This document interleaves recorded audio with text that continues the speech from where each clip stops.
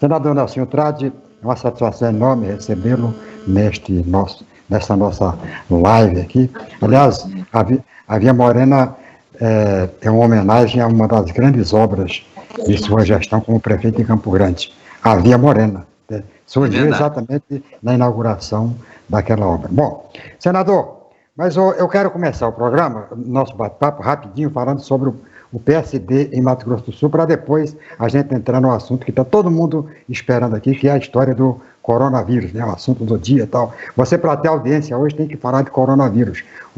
Até o Trump resolveu mudar o discurso lá nos Estados Unidos. Então, falar rapidinho sobre o PSD em Mato Grosso do Sul. A gente sabe que o PSD em Mato Grosso do Sul é um dos partidos mais bem estruturados no Estado, tem fortes lideranças de cúpula, né? Tem prefeito de Campo Grande, tem um senador da República, tem deputado federal, tem vários vereadores, inclusive em Campo Grande. Como é que está o PSD para as eleições de 2020, senador?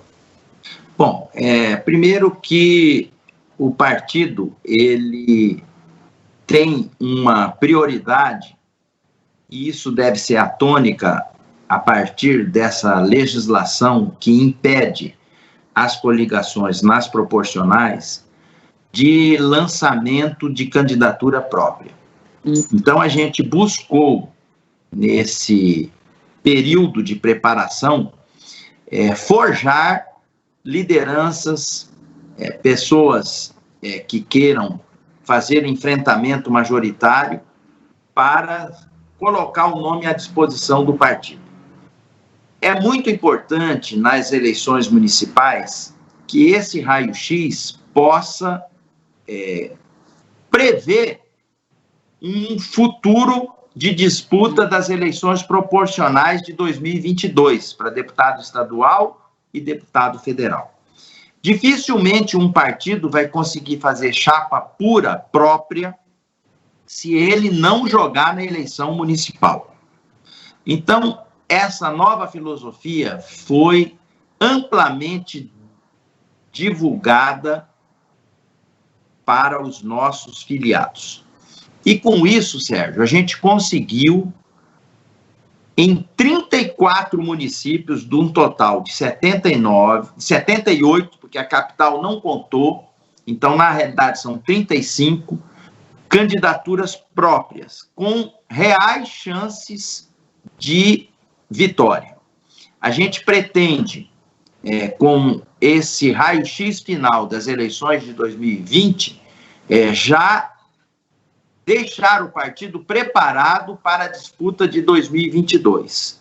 Porque quem não fizer com esse planejamento vai correr o risco de 2022 não conseguir nem formar chapa de deputado estadual e deputado federal.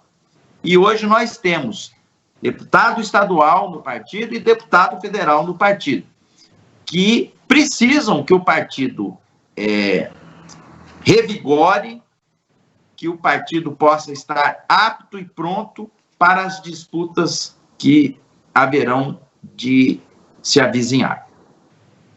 Senador, no caso, por exemplo, de Campo Grande. Campo Grande é uma cidade que tem candidato a prefeito, é a candidatura natural do Marquinhos Trade, né, que vai ser candidato à reeleição, e tem já alguma coisa entabulada com o PSDB, que, vingando o Campo Grande, pode esparramar, conectar com outros municípios do estado, essa aliança aqui de Campo Grande, PSD, PSDB? Sérgio, a verdade é que está todo mundo querendo defender a sua bandeira. Ainda mais com essa nova legislação. É lógico que a gente teve uma aliança que a gente optou lá atrás, desde a minha eleição de governador, que eu não fui para o segundo turno, onde resolvemos apoiar o atual governador Reinaldo, e isso vem sendo cultivado nas eleições que aconteceram. Não foi possível em Campo Grande, onde o PSDB lançou a Rose Modesto, a deputada federal, e nós lançamos o Marquinhos Trade. Deixamos isso para trás, veio a nova eleição de governador, a gente fez uma aliança com o PSDB, ela foi vitoriosa, não só na questão da chapa de governo, como também na chapa de Senado, e isso naturalmente se reflete dentro dessas eleições que estão para acontecer em novembro. Mas o que acontece? Tem paróquias, tem cidades que o PSD com o PSDB não se afinam. E aí o PSDB vai correr a sua cancha e nós vamos correr a nossa cancha. O importante nisso tudo é você sempre manter o diálogo, o respeito e a consideração que um aliado deve cultivar para com o outro. Aliado não pode ser alienado. A gente tem, cada um, a sua filosofia, o seu projeto de vencer, porque na política esse é um projeto que é sempre colocado em primeiro plano, e se preparando para os futuros embates que haverão de acontecer. Na capital, o diretório municipal, que já estava formado quando eu entrei no PSD, porque eu entrei depois, eu vim do PTB, houve o bom senso das lideranças nacionais conosco, da gente não mexer no diretório municipal de Campo Grande, deixar que eles possam tocar a eleição de acordo com os membros que ali são constituídos. E assim está se passando.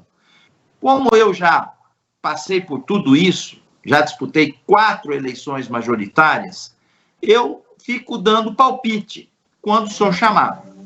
E apaziguando essa ou aquela aresta quando precisa apaziguar.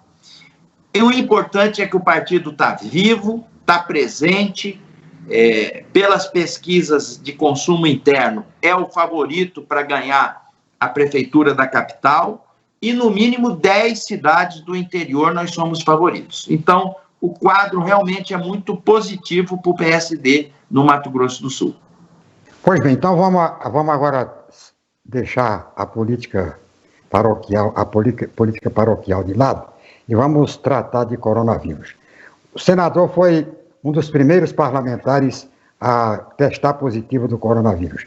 Como é que foi a história, senador? O senhor foi aos Estados Unidos com o presidente da República, votou, sentiu que tinha que fazer o teste, desconfiou que tinha que fazer o teste. Como é que foi?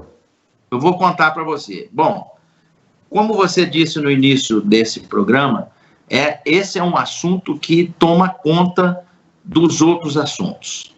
Todo mundo fica esperando uma entrevista para poder ouvir as considerações, ainda mais de uma pessoa que se contaminou, que é médico, que é um representante público. Eu peguei essa doença, na minha concepção, pelo que eu já estudei também, nos Estados Unidos. Eu não me contaminei no avião, como muita gente acha. Porque nós estávamos numa sala pequena, que não era bem arejada, para participar de uma palestra. E nessa sala, juntaram uma média de 90 a 120 pessoas. Estava lá o prefeito de Miami, estava lá o embaixador do Brasil nos Estados Unidos, estava eu, estava o presidente, estavam os ministros, e desse povo todo que estava lá, dessa vez, um ou outro só que não pegou. Então, eu acho que veio daquilo ali. Quando eu cheguei no Brasil, dessa viagem com o presidente Bolsonaro, eu cheguei numa terça-feira à noite. Na quinta de manhã, um dos integrantes que estava dentro do avião e que estava nessa reunião, que é o chefe de comunicação lá do presidente da República, o Fábio Van Garten, anunciou publicamente que ele tinha testado positivo. Aquilo já deixou a gente em alerta. Eu cheguei em casa e comentei com a minha esposa, o cara que viajou com a gente, que estava com a gente lá nos Estados Unidos, pegou essa doença. E eu não sei porquê, mas eu acho que eu estou sentindo um negócio esquisito. Ela falou, o que você está sentindo? Eu falei, estou sentindo dor no corpo, uma dor aqui na testa, uma dor de cabeça, um mal-estar. Ela falou, isso é psicológico. Mulher tem sempre disso, né, de querer já te dar um remédio para você parar de encher a paciência. Toma esse Dorflex que você vai ficar bom. E eu tomei. Melhorei, inclusive. Só que nessa noite, eu acordei com frio. E estava um calor em Brasília. Uhum. Aí eu falei, gente, eu acho que eu tô com febre. Fui medir a temperatura 38 graus. Aí eu falei, de psicológico isso não tem nada. Eu vou amanhã fazer o teste. Fiz o teste e fui o primeiro parlamentar de Brasília a pegar o Covid e o segundo caso de Brasília. Quando eu testei positivo, há um sentimento dentro de você de não querer passar isso para ninguém, ainda mais para sua família, para a esposa. Eu tenho uma filha de 6 anos e a minha assessoria, eu testei neles todos. Graças a Deus, ninguém pegou. Peguei a Keila, que é a minha esposa, e a Maria Gabriela, minha filha, e mandei de volta para Campo Grande. Fiquei em Brasília, junto com a moça que cuida das coisas lá do apartamento, que já trabalhou com meu pai durante os 20 anos que ele foi parlamentar, e ela acabou cuidando de mim lá. Num determinado momento da evolução, Sérgio, começaram a agravar os sintomas. Eu tinha muita fraqueza, não conseguia levantar. Pensa numa doença que adoece. Esse coronavírus. E aí eu procurei o serviço médico. Quando eu fui no serviço médico, eles medem aqui na ponta do dedo da gente a saturação de oxigênio, que é o que os seus tecidos estão tendo de oxigênio com a respiração que você faz. Eu sei que o normal disso é de 95 a 100. O meu estava 89. Aí o médico falou, você não está com falta de ar? Eu falei, não. Você fuma? Eu falei, nunca fumei. Ele falou, é por isso que você não está com sintoma. Mas com essa saturação, você vai ter que ficar internado. Aí eu fiquei internado. A minha saturação começou a baixar mais ainda. E não tinha o que fazer, porque eu fui o segundo caso de Brasília. Essa história de cloroquina, ivermectina, de azitromicina, de corticoide, de antiagregante plaquetário, isso tudo a comunidade médica e científica foi aprendendo com a própria doença. O médico olhava na minha cara e falava, não tem remédio para te dar, seu organismo que vai ter que combater isso aí. A gente viu os estudos franceses, americanos, da Espanha, da China, e o seu organismo vai ter que reagir. Aí ele ainda falou assim, se baixar de 85, você vai ter que ser entubado. Vai ter que ir para a ventilação mecânica. Aí ele botou um catéter aqui no nariz, aquele que vai oxigênio lá para dentro, e com isso a minha saturação aumentava. Mesmo assim, ele me levou para a UTI. Eu fiquei 3 dias na UTI e, com isso, só com o catéter nasal, eu consegui melhorar. Graças a Deus, saí do quadro agudo, voltei para o quarto. Do quarto, voltei para minha casa, onde fiz um isolamento de 21 dias. E, posterior a isso, fiz o teste. Graças a Deus, o meu sangue está rico em anticorpo, que me fez, inclusive, a doar o sangue e tirar do sangue o plasma, que está servindo até de tratamento para as pessoas graves. Quando você não tem mais o que fazer, você injeta o plasma de quem tem o anticorpo do coronavírus para fazer essa pessoa reagir. Então, eu já doei 2 vezes, faltam mais 2, que a USP de Ribeirão Preto me ligou, dizendo que o meu sangue está rico em anticorpo, que precisa de mais doação para salvar mais pessoas. E é isso que nós vamos fazer na próxima semana. Quer dizer, você chegou a ver a viola em caco, né? Sérgio, é uma impotência, é uma sensação de uma incerteza que você não tem noção. E aí, você está num quarto, sozinho no hospital, sem família, sem acompanhante. Qual que é a sua tendência? É ligar a televisão, para você ter uma companhia. Rapaz, eu ligava a televisão, era só assim, morreram não sei quantos, não sei aonde. Médico de 32 anos que lidava com pacientes, pegou Covid e morreu. Não tinha uma notícia promissora. Ao ponto de eu pegar o controle e pedir para a enfermeira, falei, leva esse controle daqui que eu não quero mais ligar a televisão. Ficava ouvindo rádio, ouvindo música, porque não tinha... A sensação da incerteza era muito grande e as situações que apareciam na sua frente eram realmente muito delicadas, como acontece até hoje, né? Senador, quando o senhor foi internado, ainda não existia essa panaceia, né, de medicamentos. E qual foi o remédio que o senhor tomou? Que o médico prescreveu? Sérgio, eu olhava para a cara do colega e pedia para ele, me põe um soro, para pelo menos eu ter um aspecto psicológico que eu estou tomando alguma coisa. Ele falava, não tem o que fazer. Você vai ter que esperar o seu organismo reagir. Aí eu me lembrei, eu tinha muita fé, né?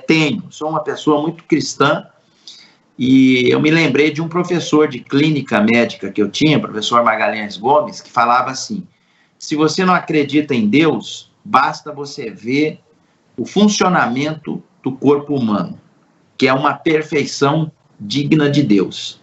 Então, eu rezava, pedia para minha fé, para que o meu corpo reagisse.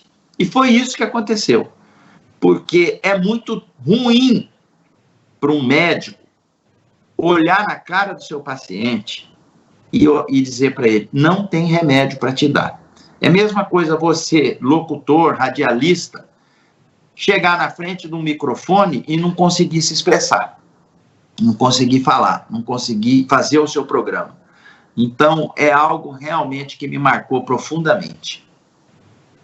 Pois é, senador, quer dizer que o senhor não tomou nenhum remédio, mas depois começaram a aparecer os medicamentos, experimentos que experimentavam tal. Desses experimentos aí, o que mais se destacou e que terminou politizando a campanha contra o coronavírus foi a cloroquina indicada pelo presidente Jair Bolsonaro. O senhor, naturalmente, é médico, deve estar acompanhando assim com o maior dos interesses, como médico e como cidadão e como senador. Dessa remedaiada toda que está sendo recomendada aí, o que o senhor acha disso aí tudo? Cloroquina, ivermectina e tal. Veja bem, as pessoas que estão à frente desse estudo aqui em Campo Grande, tem muitos médicos conceituadíssimos, sob o ponto de vista de ciência de saúde. Um deles, inclusive, trabalha no nosso consultório, é o Dr. Marcelo Vilela, uma pessoa que eu respeito muito, que foi secretário nosso de saúde, e eu fui conversar com ele a respeito desse kit que Campo Grande está distribuindo. E ele me explicou o seguinte, que na fase inicial, os medicamentos realmente diminuem a morbidade. Não que eles curam, eles agem para diminuir a morbidade, de levar o paciente à UTI, de levar para o tubo. Então, o que quer dizer na fase inicial? Porque muitas vezes você está com o vírus, mas você não tem sintomas. Os sintomas, quando eles começam, eles são sintomas leves da chamada gripezinha que o Bolsonaro definiu lá atrás. E é por aí mesmo. O início dessa doença, ela se manifesta com uma síndrome alérgica gripal, que são sintomas leves de coriza, dor de garganta, coriza é nariz escorrendo, dor de garganta, parece que tem um pigarro, uma tosse seca, sem produção, porque você assusta quando você tosse, vem aquele catarro, vem aquela secreção, muitas vezes purulenta, aí você leva um susto. Mas a tosse do Covid, ela é seca, não sai nada. Parece que você engasgou com alguma coisa. Uma dor no corpo leve, uma dor de cabeça leve, que muitas vezes com qualquer dipirona se resolve. Aí, depois dessa fase, vem a fase média da doença, a fase mediana, que você chega numa encruzilhada. Ou você melhora, ou você afunda. Essa fase mediana, ela começa a dar manifestações de dispneia, que quer dizer falta de ar.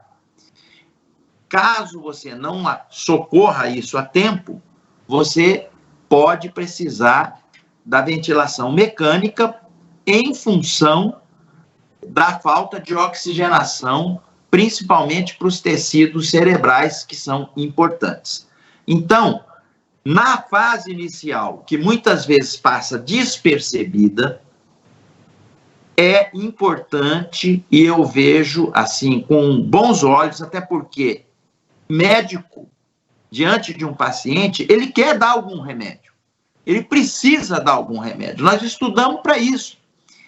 Mas nada melhor, Sérgio, nessa história toda, do que deixar o médico, o profissional médico, conduzir o caso.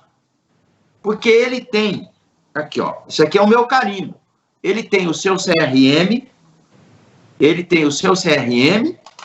que é a responsabilidade da assinatura diante da prescrição que ele fez. Então, quando eu vejo alguém que não é médico falar que isso é bom, isso não é bom, está tudo errado. Quem tem que falar o que é bom e o que não é bom é o profissional médico responsável pelo paciente que ele está cuidando.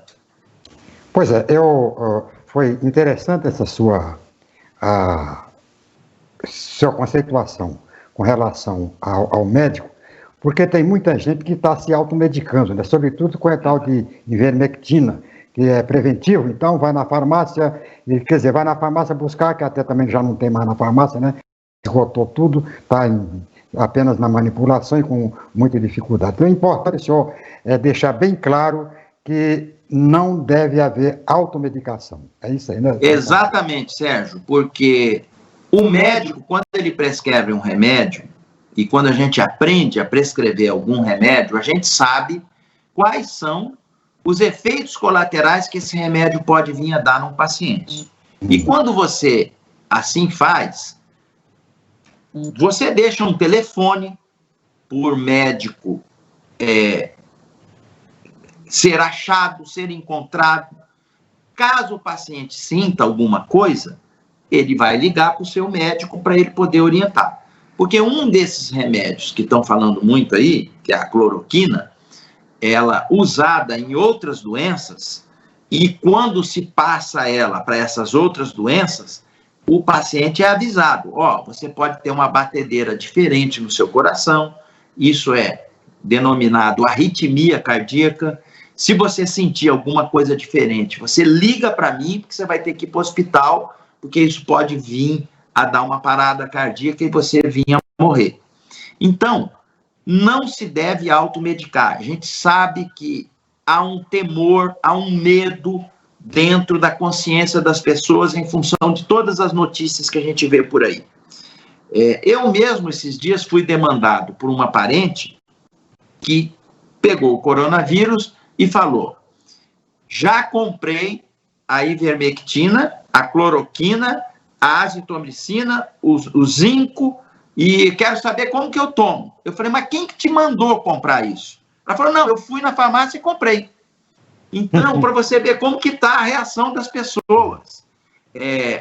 O que a gente tem que pôr na cabeça de todo mundo é o seguinte: a qualquer sintoma que você tiver, procure sim um serviço de atenção básica da saúde para que esse profissional possa te orientar. Essa é uma doença da moda, é uma doença do momento, está todo mundo sabendo alguma coisa, pode ser ele ginecologista, ortopedista, geriatra, clínico geral, cirurgião geral. Todos nós médicos estamos cientes desse problema e sabemos como que devemos se portar, principalmente nas fases mais simples da doença. Tem aqueles casos que o paciente tem hipertensão, tem diabetes, fumante, enfisema, esses sim podem agravar e devem ir para o hospital. Senador, agora falando da política do coronavírus. O senhor é presidente da Comissão de Relações Exteriores do Congresso Nacional. Tem uma pauta aqui, uma agenda sua, de uma reunião com o embaixador dos Estados Unidos. O que o senhor tratou com ele nesta reunião em benefício do combate ao coronavírus aqui no Brasil? Muito boa pergunta. Primeiro, O embaixador dos Estados Unidos, que está no Brasil, ele morou no Brasil quando ele tinha 9 anos de idade. Parece que fez até o ginásio aqui no Brasil. Então, ele fala fluentemente o português e é uma pessoa apaixonada pelo nosso país. Ele serve os Estados Unidos aqui, diplomaticamente falando, mas ele é uma pessoa preocupada também com as coisas do Brasil. E ele me fez um alerta. Ele falou assim: senador, deem uma olhada nas leis brasileiras, principalmente aquelas que possam vir a desburocratizar a Anvisa. Por quê? Vamos supor que na semana que vem se anuncia nos Estados Unidos a descoberta da vacina. Para a vacina sair lá dos Estados Unidos e chegar no Brasil, ela precisa da liberação da Anvisa para ser aplicada na população. E pela lei atual, essa liberação só ocorre de 12 a 18 meses. Agora, imagina você, a gente saber que foi descoberta a vacina e não poder usar por problema burocrático, que muitas vezes é burocrático. Então, de pronto, nós já tomamos a providência. Qual foi? Tem um outro senador lá, de Sergipe, de Aracaju, delegado Alessandro Vieira, que já estava estudando esse assunto, e eu me uni a ele para que a gente possa acelerar a tramitação dessas leis no sentido de tirar todo o empecilho, todo o entrave, toda a burocracia existente, para que quando sair a vacina, seja dos Estados Unidos, seja da Organização Mundial da Saúde, seja da China, que estão falando que são as 3 que estão mais na frente, que a gente possa, de pronto, num curto espaço de tempo, sob a supervisão da Anvisa, liberar ela para a população brasileira. Esse foi um dos assuntos importantes. O outro assunto foi a formatação de um intercâmbio de conhecimento entre a Comissão de Relações Exteriores americana e a nossa comissão,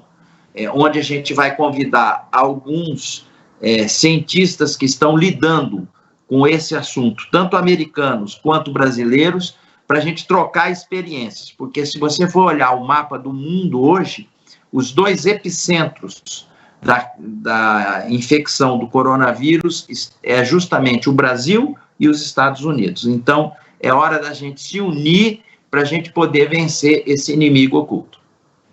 O senador, aqui no estado de Mato Grosso do Sul, ao contrário da maioria dos estados no Brasil, o governo optou por não criar infraestrutura para o combate do coronavírus. Quando eu falo infraestrutura, eu me refiro mais aos hospitais de campanha, por exemplo. Campo Grande tem um hospital de campanha, tem um centro de atendimento lá no Ayrton Senna, da Prefeitura Municipal, e pelo estado inteiro não há os hospitais. A opção feita, segundo a explicação do secretário, é para que, passando o coronavírus, não sobrar todo um patrimônio aí inaproveitável do hospital de campanha, que tem vida provisória e tal.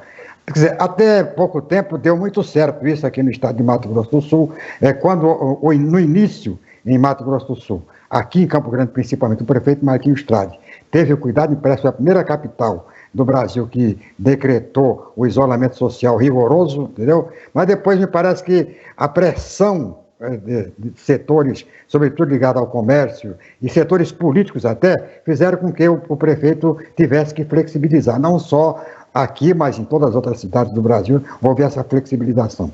Até que ponto o senhor acha que essa política de flexibilização terminou prejudicando a campanha de combate mais acirrada e mais determinante na questão do coronavírus? Bom, Sérgio, a gente tem que ser muito maduro e razoável para responder esse questionamento, porque você tem aí 2 vertentes que correm paralelas, e as paralelas, elas não se juntam. Uma é a saúde pública e outra é a questão da economia. Na minha avaliação, o que deve nortear as ações dos governantes, dos prefeitos, dos governadores, do próprio presidente da República, é a saúde pública. Por quê? Porque se você não tiver saúde, se você sucumbir, você não tem como voltar para trás. Se você falecer, daqui para uma melhor e, quem sabe, um dia a gente se encontra. Porém, isso reflete diretamente na questão econômica. Eu costumo dizer, até falei isso na live que eu fiz com o embaixador dos Estados Unidos, quando você está assistindo uma corrida de Fórmula 1, tem um acidente na pista, entra aquele carrozinho pequeno e breca todos os outros para trás. É o chamado safety car. A economia nossa, do Brasil, dos Estados Unidos e do mundo, em função do coronavírus, que para mim é o safety car, ela empacou, ela parou, está todo mundo brecado, esperando o momento certo para poder acelerar e seguir em frente. De tudo que se sabe e que foi provado dessa questão, tem uma coisa que é ponto pacífico para toda a comunidade científica internacional. Só tem um jeito de você diminuir a incidência do coronavírus, de você achatar a curva, de você diminuir os infectados e, com isso, evitar de ir para o hospital, evitar de ir na UTI, que é o isolamento social.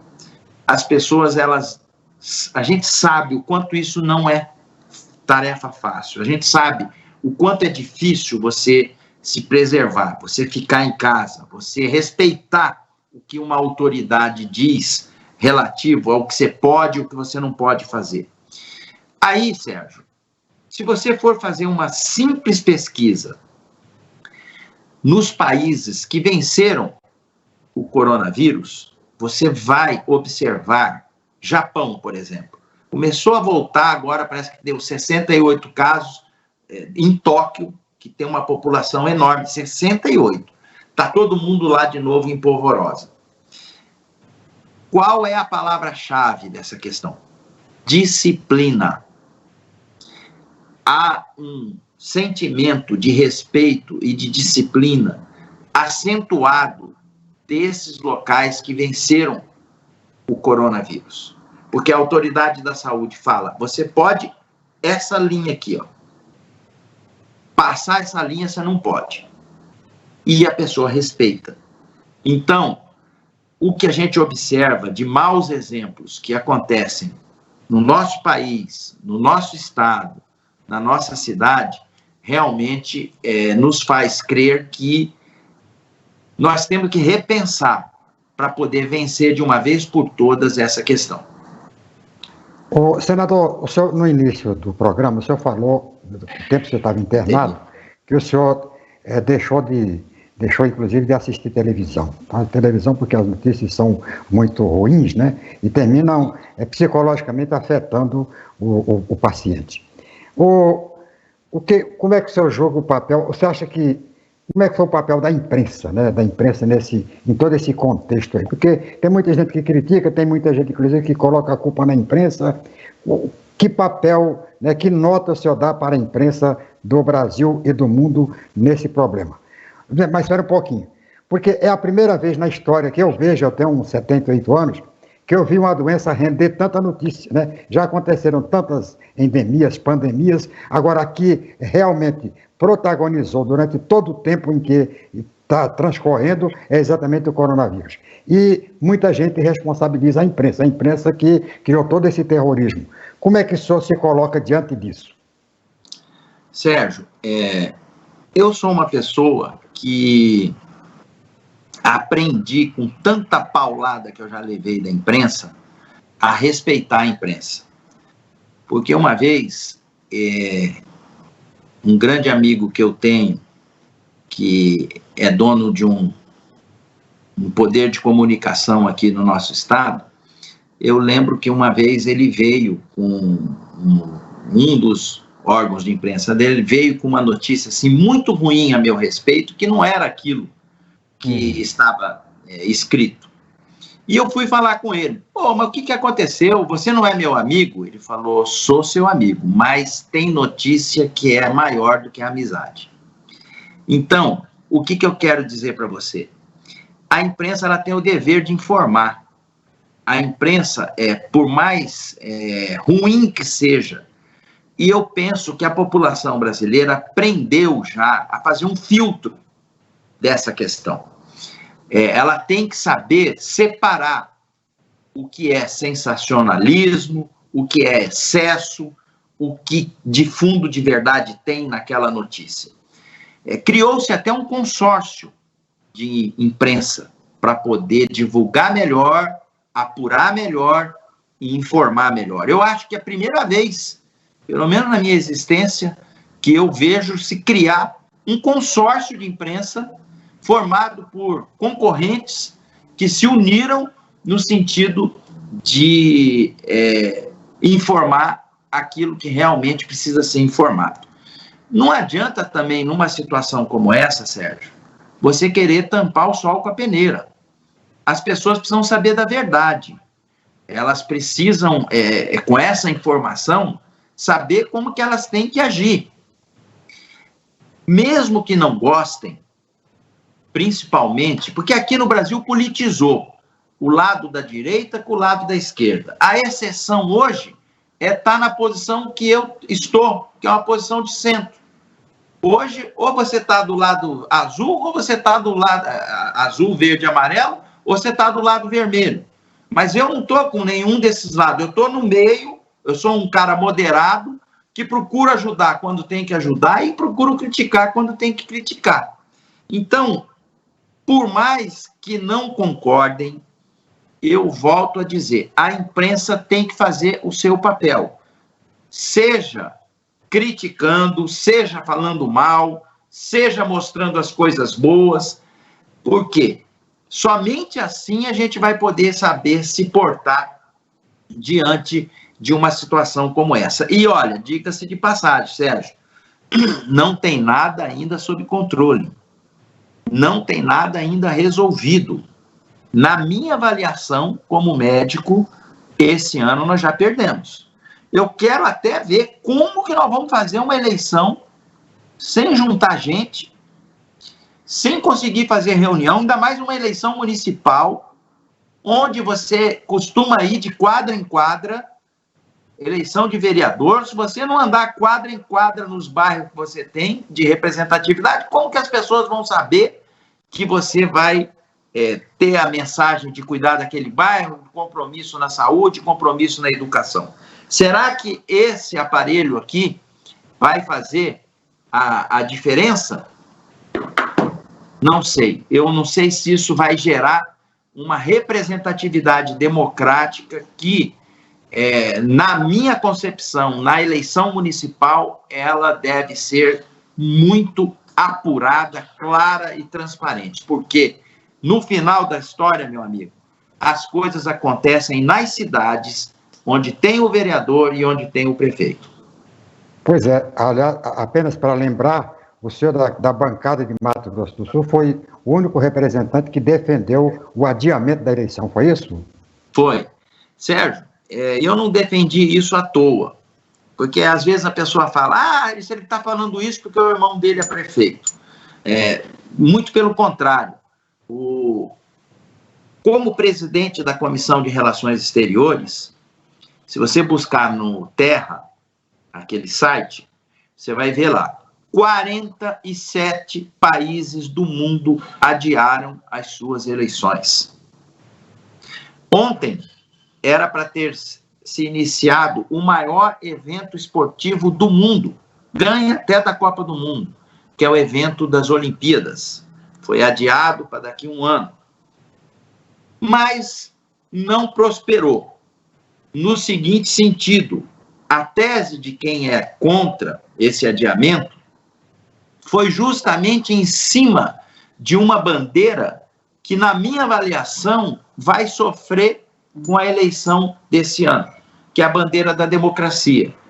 As pessoas falam, o sistema democrático, ele impõe que se faça a eleição porque é a vontade popular que tem que ser expressa, nós não podemos deixar isso acontecer. Já teve uma precedência em 88, eu não me lembro 82. bem. 82, 82. Que se adiou, e ganharam mais 2 anos de mandato.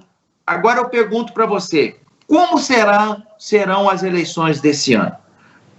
Não vai poder ter a impressão digital lá, a biometria, que gastamos milhões e milhões de dinheiro para poder implantar a biometria. Não vai poder ter por causa do risco de contaminação.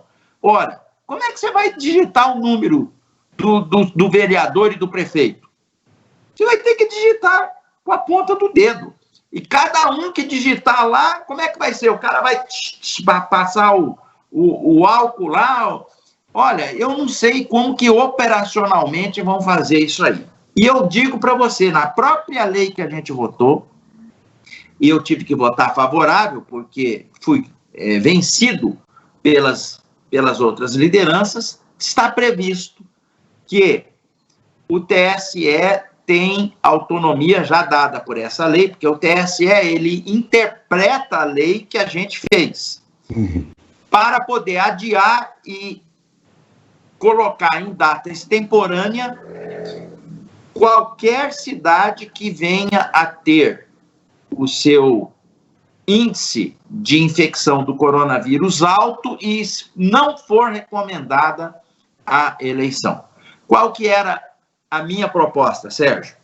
Porque o pessoal falou, vocês têm que pegar esse fundo partidário e jogar para a saúde e combater o coronavírus. Ótimo. Quem que vai ser contra essa proposta? Todo mundo caminhou favorável. Aí eu falei, quanto que custa para fazer uma eleição? 4 bilhões de reais para fazer essa eleição de agora. Então, qual que era a minha proposta? Se de 2 em 2 anos a gente tem que usar um dinheirão desse para aplicar em eleição, vamos unificar as eleições. De presidente da República até vereador, em 2022. Você gasta uma vez só, faz uma campanha só, pode ter certeza que a expressão democrática da escolha, ela vai retratar realmente o momento. E, para mim, a avaliação era o momento ideal para se fazer isso e a forma mais racional para o enfrentamento econômico e epidemiológico desse instante que nós estamos vivendo. Mas não passou, vamos esperar que a nossa pandemia, que a nossa epidemia aqui no Brasil, possa atingir um platô e uma descendente para que as pessoas possam ir participar das eleições e escolher os seus candidatos da forma mais democrática possível. Senador, muito obrigado por sua participação, foi muito boa a sua entrevista, audiência extraordinária, né? As informações passadas, e estava todo mundo esperando exatamente a presença do senador Marquinhos Nelson Andrade, mais pelo fato dele ser político, senador e médico, né? Porque até agora é a primeira manifestação de um médico que é com mandato eletivo para a população, né? A coisa é essa, que aqui também parece que vermelhou e verde amarelou. Aqui tem contra e a favor, quer dizer, ninguém traz uma mensagem, né, de centro, uma mensagem conscienciosa, né, para que as pessoas possam realmente se lastrear o seu próprio conceito, o seu próprio pensamento. Muito obrigado por sua participação e até uma próxima, né? Logo a gente volta para falar mais. Eu quero que o senhor traga a notícia do final do coronavírus. Muito obrigado, Sérgio. Um abraço. Eu fiquei muito feliz aí também de ter falado contigo, com o seu público. Você sabe do respeito que tenho para com a sua pessoa. Você é uma pessoa que, quando critica, pode correr atrás porque tem algum fundamento. Então, muito obrigado, parabéns, espero que você se cuide. Um abraço para a Eni, para suas filhas e que Deus nos abençoe. Um abraço, senador.